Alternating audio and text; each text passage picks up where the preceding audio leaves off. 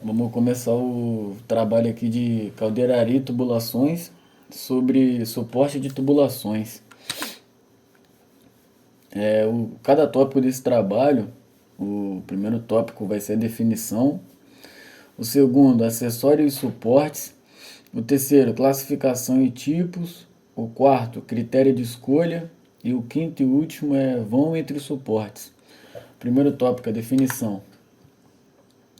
Definição. Por definição, os suportes para tubulações são dispositivos destinados a suportar os pesos e os demais esforços exercidos pelos tubos ou sobre os tubos, transmitindo esses esforços diretamente ao solo, às estruturas vizinhas, a equipamentos ou ainda a outros tubos próximos, permitindo um direcionamento ou funcionando como limitador de movimentos térmicos das tubulações.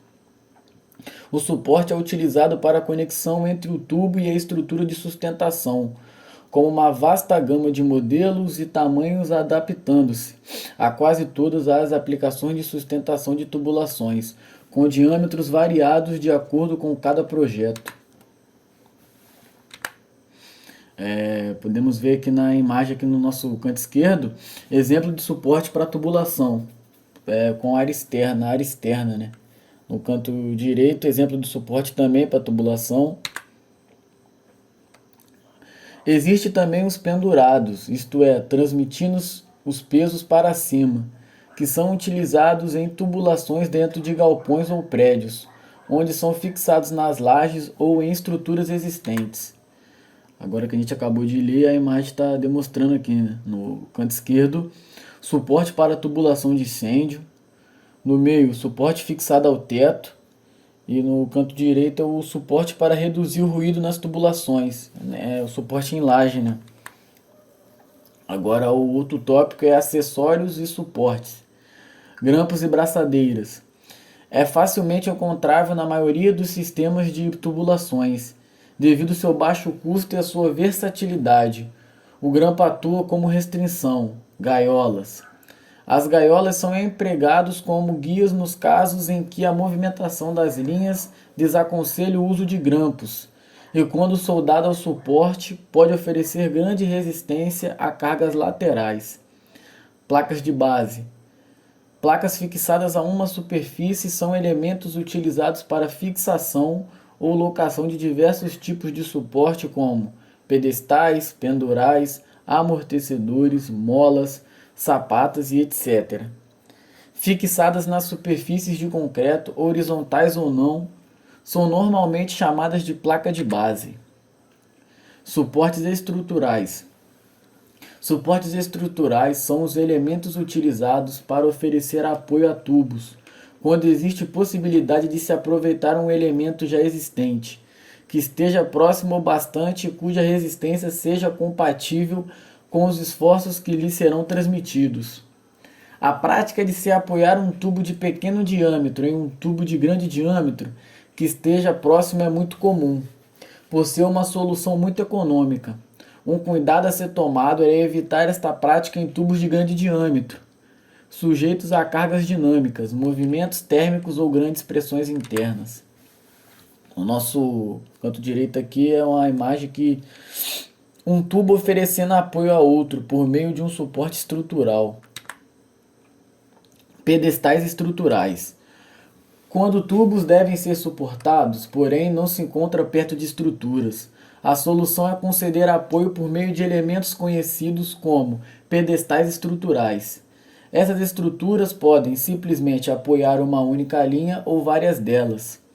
Este último tipo é uma proposta econômica de apoio simultâneo para um pequeno número de linhas, isto é, particularmente atraente devido ao fato de ser aconselhável que tubos de mesma classe ou critério de projeto permaneçam próximos sempre que possível. Um cuidado importante é as linhas sobre um pedestal estrutural, seja atentamente estudada para que se evite desbalanceamentos. Agora no nosso canto esquerdo aqui é um exemplo de pedestal estrutural. Um é com a base permanente, o outro tem a sua base não permanente. Agora o nosso terceiro tópico, classificação e tipos. De uma maneira geral, podem ser agrupados em duas classes principais: suportes rígidos e suportes não rígidos. A primeira classe, suportes rígidos, são aqueles projetados de modo a restringir ou impedir ao menos um determinado tipo de movimento de translação ou rotação. Os suportes são denominados de acordo com o tipo de limite imposto à tubulação. Suporte de atrito. Impedem o movimento da tubulação no sentido vertical descendente. São os apoios naturais, sapatas, pedestais e os suportes de rolamento. Pendurais. São suportes pelos quais a tubulação é sustentada por uma estrutura mais elevada, construídos de modo a permitir pequenos movimentos dos tubos. Restrições. Dispositivos cuja função é impedir, restringir ou orientar movimentos da tubulação, sejam estes de translação ou de rotação, em pelo menos um sentido em uma determinada direção. São as guias, travas e as ancoragens. Agora uma imagem aqui representando exemplo de suporte rígido, como vemos na imagem. Agora outra classe, que são os suportes não rígidos. São aqueles que limitam os movimentos da tubulação através da aplicação de forças a esta. Os suportes não rígidos podem ser agrupados de acordo com o tipo de atuação. Suporte de ação constante. São aqueles projetados de modo a aplicar uma força constante à tubulação e assim limitar este deslocamento, independentemente de quanto ela esteja se deslocando dentro de uma faixa determinada. Estes suportes são as molas de carga constante e os contrapesos. Suporte de ação variável. São aqueles projetados de modo a aplicar uma força que varie de acordo com o deslocamento da tubulação. Normalmente são molas comprimidas, molas de carga variável. Suportes amortecedores. São aqueles projetados de modo a absorver vibrações da tubulação, similares aos amortecedores automotivos. Tem como função principal absorver vibrações de grande amplitude e baixa frequência. Também podem ser utilizados para impedir a transmissão de vibrações ao longo da linha. A imagem aqui no nosso canto esquerdo demonstra uma fixação por soldagem. A imagem do meio, uma fixação por grampos ou braçadeiras. E no nosso canto aqui direito, de verde, né, é o amortecedor de vibração para tubulação. Agora o quarto tópico, critério de escolhas.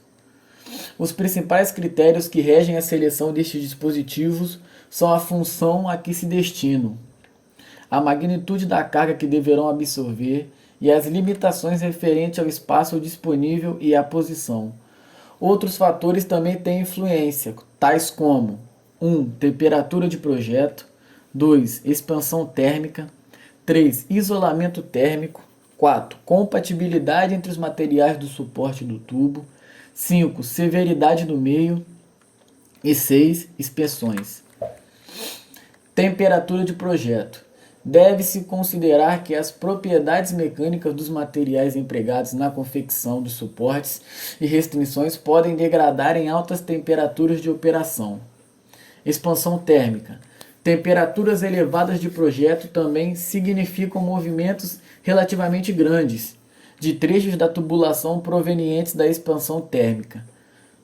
Portanto, isto influenciará o tamanho das placas de apoio dos suportes móveis e o tipo de atrito e desgastes que elas enfrentarão. Isolamento térmico. A temperatura de operação do sistema pode exigir que o tubo seja isolado termicamente para evitar perdas de energia. O suporte do sistema deve ser capaz de acomodar este isolamento. Portanto, a espessura necessária de isolamento deve estar definida antes da definição dos suportes. Compatibilidade entre os materiais do suporte do tubo. O tubo e o suporte estarão em contato permanente. Os materiais deverão ser compatíveis para que se evite a ação da redução galvânica. Em alguns casos, será necessária a inserção de materiais inertes, tais como mantas de borracha ou plástico, entre o tubo e o suporte. Severidade do meio. O potencial agressivo do meio de serviço circundante deve ser levado em consideração na escolha dos materiais da estrutura do suporte ou da restrição. Inspeções. Os suportes e restrições deverão ser inspecionados periodicamente. Estruturas, tipos de material e acabamento que possam requerer longos períodos de tempo entre inspeções são preferíveis sempre que possível.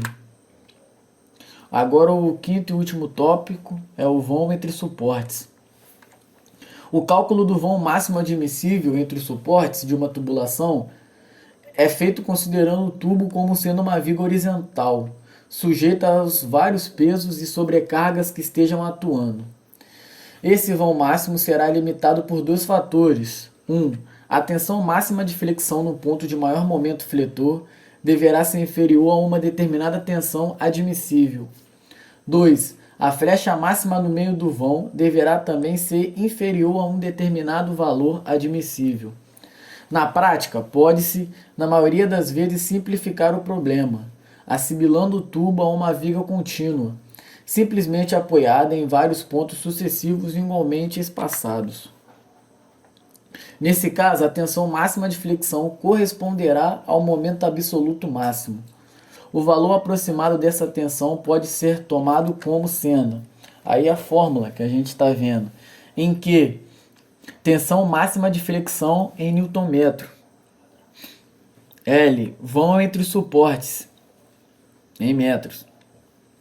W, soma das cargas distribuídas em Newton-metro, que inclui o peso próprio do tubo e o peso do fluido contido, ou o peso da água de teste, o que for maior, e mais os seguintes pesos que existirem em cada caso: peso do isolamento térmico ou de qualquer outro revestimento interno ou externo, peso do sistema de aquecimento, peso de outras tubulações paralelas de pequeno diâmetro, sustentadas pelo tubo. Q, soma das cargas concentradas em Newton, supostas no meio do vão, que inclui o peso de válvulas, outros acessórios e derivações não suportadas existentes no trecho considerado. V, sobrecarga aplicada no meio do vão, em Newton. Recomenda-se que seja considerada uma sobrecarga de 2.000 newtons, ou 200 kg, para todas as tubulações de aço de 3 polegadas, ou maior, situada a até 3 metros de altura do solo. Z, módulo de resistência da seção transversal do tubo. E aqui, para encerrar o trabalho, é as fontes da onde a gente tirou nossas pesquisas, o desenvolvimento do trabalho.